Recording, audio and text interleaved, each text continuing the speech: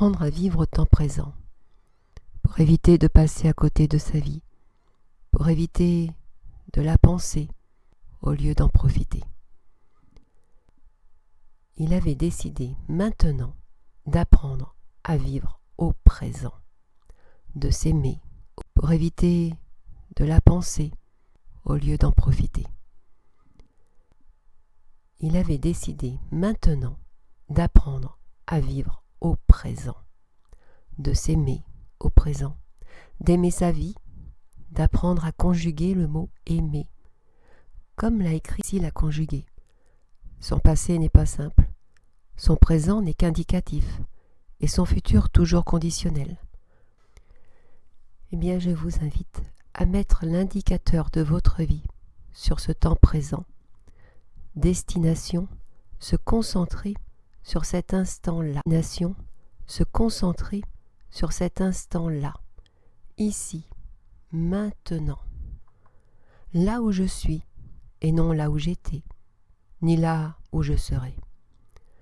Je veux vivre ma vie pour m'aimer, pour aimer qui j'ai été, qui je serai, parce que je m'aime tel que je suis, au moment où je le suis. Le programme lui paraissait compliqué, pas simple, comme son passé, et en même temps attractif. Une nouvelle façon de penser, une nouvelle façon de ser, une nouvelle façon de vivre. Il savait que pour vivre mieux, il lui serait nécessaire de fournir des efforts.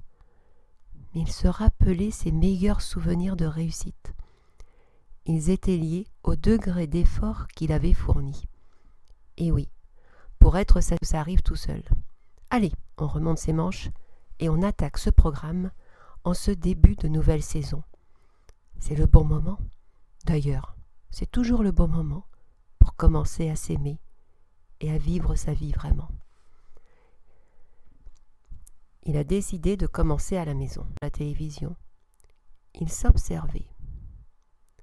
Observait son corps, sa position, sa respiration, son plaisir d'être bien installé. Ah, jusque-là, ça allait. Jusque-là, ça allait. Mais le plaisir de regarder la télé, ouais. Happé par les images qu'on lui imposait, par les discours, par les programmes, alors que lui, il prêchait la liberté, son autonomie. Plusieurs soirs de suite, il a vécu ce moment en portant toute son attention sur lui, sur ses ressentis. Il vivait ce moment en pleine conscience. Il oubliait même la télé. Il profitait de ce moment de la journée. Ses enfants à côté, son ami. Il portait toute son attention sur ce plaisir-là, d'être là. Son envie de vivre avec eux, et non assis à côté d'eux. L'idée faisant, un soir il a proposé un jeu à la place de la télé, un jeu de société, pour profiter de la présence de... Le lendemain, chacun a souhaité renouveler cette expérience. Quelques jours après, c'est sa fille, qui aime lire, qui a proposé de lire un livre, comme autrefois, les conteurs d'histoires. Depuis ce jour-là, il vit pleinement sa vie de famille. Et quand il regarde ses enfants, son ami, il les voit plus heureux, plus présents, plus vivants. Il leur a permis, en se permettant à lui, de se remplir de vrais plaisirs, loin du côté matériel, et de cette capacité à vivre le moment présent. En plus, les relations se sont apaisées, puisque chacun faisait ce qu'il avait à faire. Vite et bien, comme on dit. vite et bien comme on dit, pour profiter de ce moment, d'être tous ensemble. Certes, cela demande plus d'efforts de s'activer au lieu de s'asseoir ou plus justement s'affaler. Mais quelle belle récompense que le plaisir de vivre ensemble et de créer cette complicité, cette harmonie, une vraie vie. Depuis ce jour, chacun a choisi de mettre en place un moment de la journée pour apprendre à vivre plus sa vie. Jules avait besoin d'apprendre à se concentrer. Clem avait besoin d'arrêter de penser aux problèmes du quotidien. Maman avait besoin de prendre du temps pour elle. Ils décidaient donc de prendre tous les soirs un quart d'heure pour pratiquer une activité comme support pour que chacun atteigne son objectif. Bien sûr, maman a dit « Mais je ne peux pas, j'ai le dîner, le linge, les cours, je n'aurai jamais le temps. » Jules et Clem, on a nos devoirs et notre sport. Papa n'a rien imposé. Il a lancé à chacun le loisir de faire ce qu'il pensait être le mieux pour lui. Jules et Clem ont reconnu qu'en passant un peu moins de temps sur l'ordi ou le téléphone, ils pourraient l'avoir ce quart d'heure au quotidien. Et maman a reconnu qu'elle pourrait faire les courses via le drive. Passer un peu moins de temps à vouloir que tout soit parfait à la maison. Et prendre ce temps pour le vivre autrement. Je vous invite à les accompagner pour cette première expérience et la partager. La journée a été longue pour tout le monde et l'envie de se poser sur le... Et allez, on se bouge, on enfile les chaussures pour aller marcher et prendre l'air. Et déjà on entend « Moi, il fait frais. Oh, il va bientôt faire nuit. Quoi, ressortir ?» On va décider de jouer ce moment avec des règles, comme le jeu. Et quoi maintenant ? Papa a le regard brillant. On va redécouvrir nos sens. Clem et maman le regardent avec un regard très étonné. Oui, nous allons porter toute notre attention sur un seul sens. Chacun marchait à son rythme, sans chercher à rester à côté d'un tel ou d'un tel. Et papa a donné le premier sens sur lequel, pendant quelques minutes ou quelques secondes, ils porteraient toute leur attention. Je décide la vue. Juste observer, regarder, en évitant d'interpréter. Portez toute votre attention sur ce que vous avez dans votre champ de vision. Vous laissez les autres sens de côté pour ne porter votre attention que sur ce que vous voyez.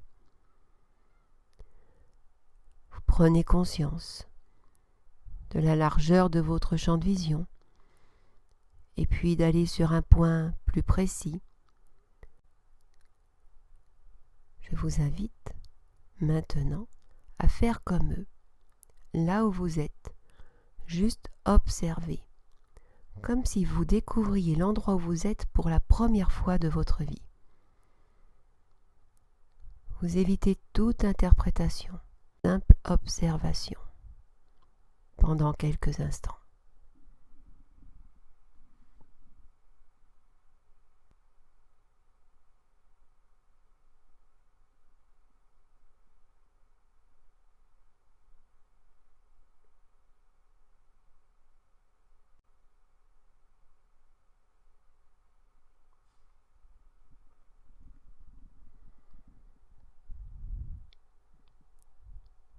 Papa regarde chacun. Il sent qu'il est en train de se passer quelque chose. Il croise le regard de maman qui annonce l'odorat. On a alors entendu tous les nez humer, respirer. On se focalise sur les parfums, les senteurs. hors de question de chercher à savoir à quoi elles correspondent. Aucun jugement, aucune interprétation. On sent l'odeur et on évite de se dire si elle est bonne ou mauvaise. Juste respirer. Jules a trouvé qu'en fermant les... Eh bien, je vous invite également à porter toute votre attention sur les odeurs qui vous entourent. Celle de l'espace autour de vous, votre odeur, toutes ces senteurs.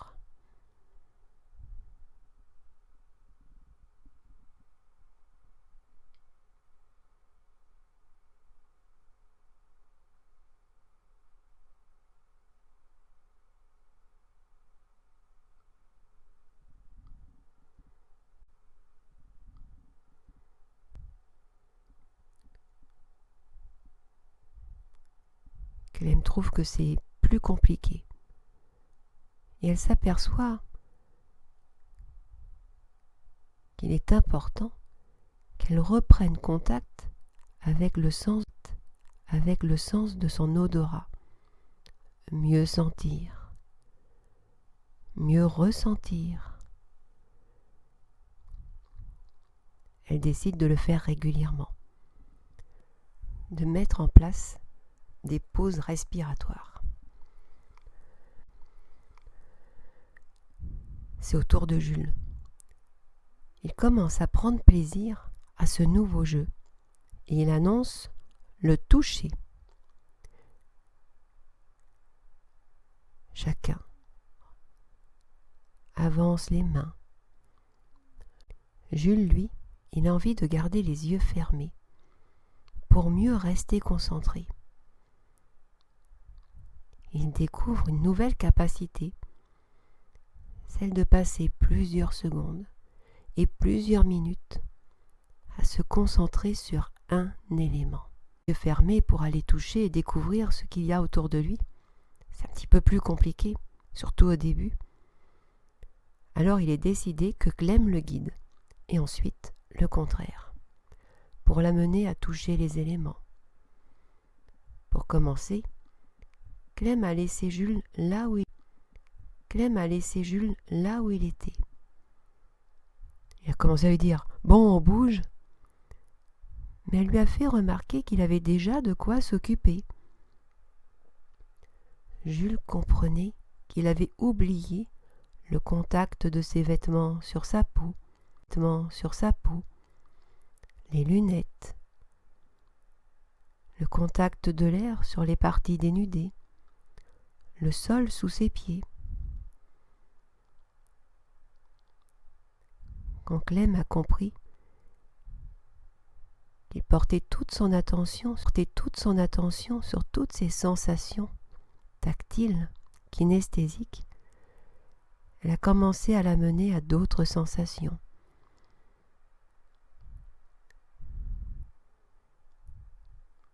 Jules avait au bout des mains comme des yeux qui...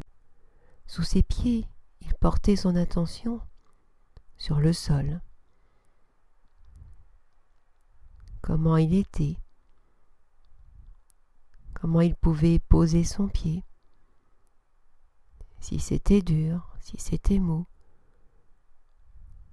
Invite vous aussi à porter votre attention sur les ressentis de votre corps, les sensations qu'il vit ici et maintenant, sa position, ses points d'appui, de contact, de toucher la table, le siège, l'arbre. Entrez en contact avec les éléments qui vous entourent.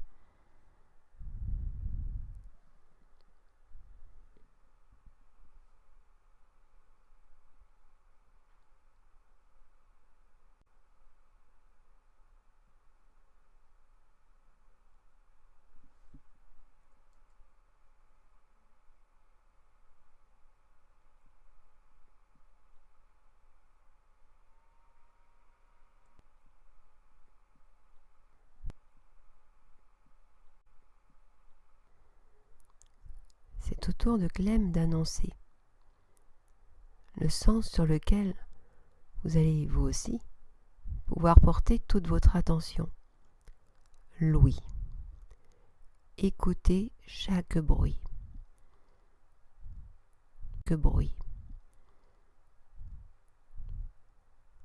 De décider de pouvoir les dissocier pour éviter de tout entendre sans rien écouter. Ou alors d'écouter tous ces bruits qui se mélangent, en évitant toute interprétation. Mais juste de vous dire que c'est un bruit, et d'éviter de vous dire c'est telle ou telle voiture ou une moto. Juste écouter.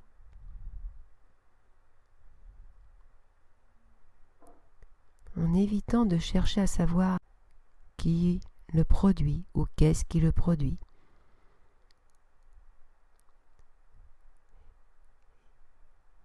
Et vous pouvez également porter toute votre attention sur les bruits les plus près de vous. Votre respiration,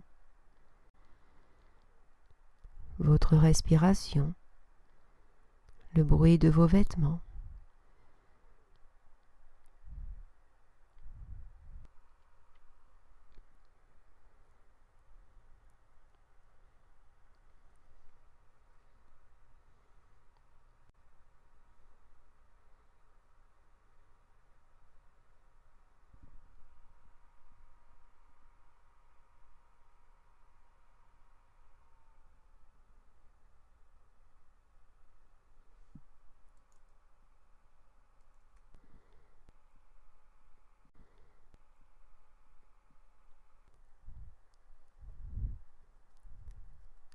Chacun savoure toutes ces découvertes, de prendre le temps de développer, de déployer ces capacités que tout le monde possède et de pouvoir déployer son ouverture à soi, à la vie, à ce qu'on ressent à l'intérieur. Et tout naturellement, papa annonce le dernier sens, le goût. Le goût. Observez le goût que vous avez dans la bouche. Peut-être qu'il va changer quand vous avalez la salive. Ouvrez la bouche ou laissez davantage la salive se répandre dans la bouche, en bougeant la langue sur les dents. Il voit Jules en train de faire des grimaces. Et chacun d'eux ferme les yeux pour mieux se concentrer sur ce goût.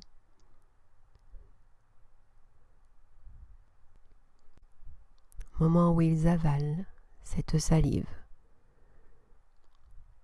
Papa avait un peu anticipé ce sens qui est un petit peu plus délicat. Alors il avait préparé des morceaux de pain.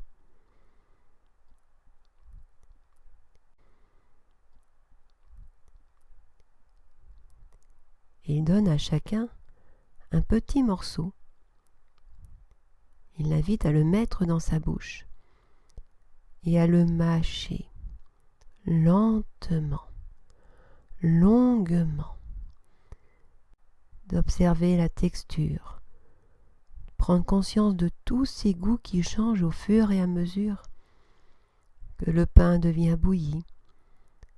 Première fois, on donne un morceau de dent dans ce pain. Toutes les saveurs différentes qui se dégagent. Peut-être un goût sucré, parfumé, peut-être salé. Et de continuer à mâcher doucement, lentement et de se concentrer sur tous les goûts différents que le pain offre, qui se diffusent.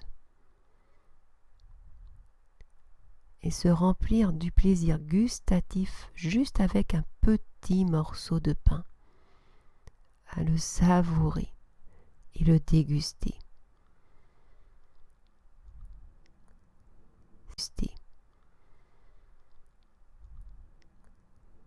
si vous le voulez, je vous invite à faire cette expérience également. Vous serez peut-être surpris de tous ces goûts différents que ce petit morceau de pain contient. D'ailleurs, pour mieux manger, pour profiter réellement de ce que vous mettez dans votre bouche, dans votre corps, pour vous remplir de tous les plaisirs. D'ailleurs, on pourrait imaginer faire une expérience à table, 5 sens, de regarder les couleurs, de respirer les parfums, peut-être de toucher les aliments, peut-être d'écouter le bruit quand on les coupe ou quand on mâche, et toutes les saveurs et les goûts qui se dégagent, et prendre une petite bouchée pour la savourer pleinement. Et cette petite bouchée, sentir qu'elle nous remplit de plaisir, vraiment. Allez, il est temps de rentrer. Au début, tout le monde est resté là. Papa les regardait avec un sourire. Chacun est resté muet, comme si chacun voulait profiter encore de ces moments surprenants. Profiter encore de ces moments surprenants. À découvrir qu'ils n'avaient jamais vraiment pris le temps d'être à l'écoute de leurs 5 sens. Qu'ils pensaient plus qu'ils ne vivaient le temps présent, si on peut dire. Ce qui avait été un peu corvéable devenait agréable. Et tous les jours, même plusieurs fois par jour, chacun d'eux pensait à vivre le moment présent, avec leur corps, leurs sens. Ils se connectaient à eux-mêmes. Au lieu de se laisser embarquer par les pensées, par des bruits, c'est eux qui maîtrisaient leurs pensées. Ils apprenaient à être avec eux, en eux, et à décider pour eux. D'ailleurs, il vous invite vous aussi à vivre ces découvertes. Il pourrait vous dire tout ce que ces quelques minutes au quotidien ont changé dans leur vie. Vous pouvez vous aussi peut-être fournir cet effort pour apprendre à vivre ce temps présent, de l'instant là où vous êtes. Vous allez vous remplir de plaisir, de satisfaction et de bonheur, je l'espère. Et peut-être qu'un jour, ce sera vous qui nous raconterez tous les bienfaits, à vous qui nous raconterez tous les bienfaits de cette nouvelle vie, de cette nouvelle façon de faire et de cette capacité à maîtriser vos pensées et être plus serein, plus calme, plus confiant, d'être mieux, tout simplement.